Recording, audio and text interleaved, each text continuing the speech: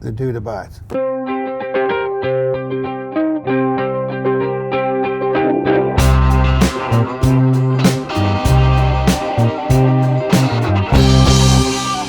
Yeah, I mean, I'm a New Yorker, so I've spent 50 years of life in New York, and obviously the city changes. How do you spend 50 years when you're only 30, Daniel? Exactly, is that crazy?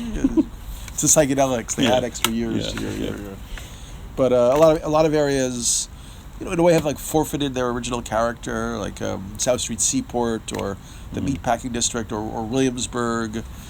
So they constantly are going through these transformations, and it's usually in the direction towards, hipster, bourgeois, money culture or whatever. I don't even necessarily think about it as bad or whatever. I just observe it at this point. Yeah.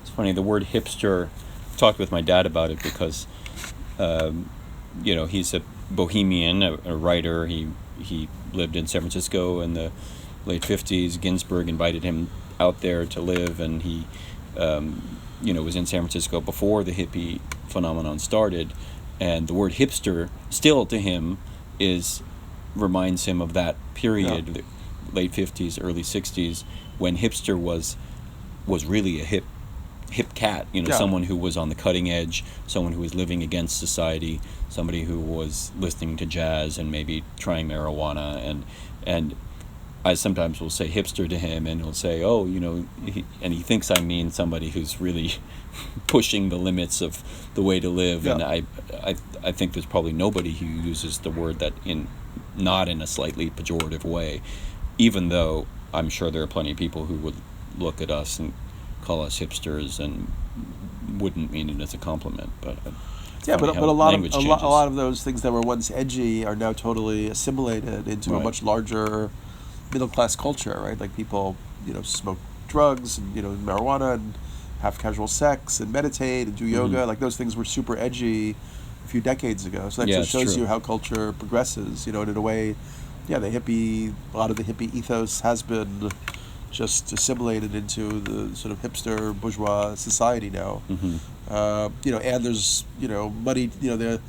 There's this book, The Conquest of Cool. Have you ever heard about it, by Thomas Frank? Yeah. Where he looks at how the sort of radical tropes of the '60s were then seamlessly integrated into the marketing machinery. One of my favorite books on media is this book by Thomas de Singatina called Mediated, and what he talks about is the blob, like the power of the mediated experience to kind of assimilate everything that threatens it or seems at all real and turn it into this sort of kind of this blobby thing, like that movie The Blob that just keeps eating everything, And so I feel that that's a constant process that's happening.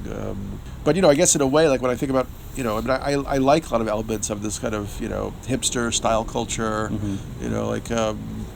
I feel like sometimes a terrible anarchist, radical ecologist, revolutionary, because I actually think I want to see more people being able to have these types of it's easy to make fun of people type experiences, going to do yoga or meditate, but it's great that people are doing yoga and meditating, even if some of them are jackasses. I mean, what intrigues me though is what would be another way that our society, what would be the next thing, where when I go to Teotihuacan in Mexico City or Palenque, it feels there were these other ancient cultures that were just, you can just feel when you go to those places that there was stuff going on there that it's a totally different state of consciousness. You're talking about in the past. In the past. Yeah, just seeing the relics now, but their society was clearly not organized around buying trinkets and making your But how did they run an economy?